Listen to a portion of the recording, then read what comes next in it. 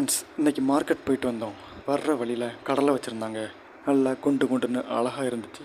நம்ம தான் குண்டா இல்லை, கடலையாவது குண்டா இருக்குன்னு சொல்லிட்டு இவ்வளோ தாங்க வாங்கினேன்.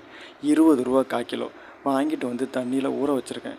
ஏன்னா அதில் உள்ள மண் எல்லாம் போகணுங்கிறக்காண்டி. அதுக்கப்புறம் நல்லா அலசிட்டு குக்கர் எடுத்து அந்த குக்கருக்குள்ளே எல்லாத்தையும் எடுத்து போட்டுட்டு அதுக்கப்புறம் அதுக்கு தேவையான அளவு உப்பு போட்டுட்டு தண்ணியை ஊற்றிடணும். இவ்வளோ கடலைக்கு ஒரு 4 டம்ளர் தண்ணி ஊற்றினா போதும், கரெக்டாக இருக்கும். எக்ஸஸாக தண்ணியும் வராது, அந்த அளவுக்கு மிச்சமும் ஆகாது. ஒரு 10 விசில் வச்சு இறக்கியாச்சுன்னா சூப்பராக வெந்துடும்.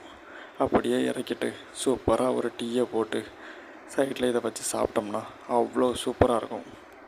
கடலையோட மேற்பரப்பு தான் அவ்வளோ நல்லா இல்லை. கடலை நல்லா குண்டு குண்டுன்னு நல்லா அழகாக சூப்பராக இருக்குது. டேஸ்ட் வைஸும் சூப்பராக இருக்குது ஃப்ரெண்ட்ஸ். இதை டீயோடு குடிக்கும்போது அவ்வளோ டேஸ்ட்டாக இருக்கும். நீங்கள் சாப்பிட்ருக்கீங்களா? சாப்பிட்ருந்தீங்கன்னா கமெண்ட் பண்ணுங்கள். வேர்க்கடலையை பச்சையாக சாப்பிட்றத விட அவிச்சோ இல்லை வறுத்தோ சாப்பிட்லாம். ஆனால் வேர்க்கடலை எண்ணெயோடு போட்டு வறுத்து சாப்பிடக்கூடாது. மேக்ஸிமம் வேர்க்கடலை தோலை நீக்காமல் சாப்பிடணும். என்ன இவன் தோலை நீக்காமல் சாப்பிட சொல்கிறானே அப்படின்னு நினைக்காதீங்க. நான் சொல்கிறது வெளித்தோலை இல்லைங்க, கடலையை ஒட்டி இருக்கக்கூடிய அந்த மெல்லிய தோலை. ஏன்னா அதில் தான் நிறைய சத்துக்கள் இருக்குது. வேர்க்கடலையை சாப்பிடும்போது கசப்பு சுவை இருந்துச்சுன்னா அந்த வேர்க்கடலையை சாப்பிடக்கூடாது. இது வயிற்றுநூல் ஜீரணத்தை பாதிக்கக்கூடியது. இதனால் புத்தம் புதிதாக இருக்கக்கூடிய வேர்க்கடலையை சாப்பிட்றது தான் நல்லது.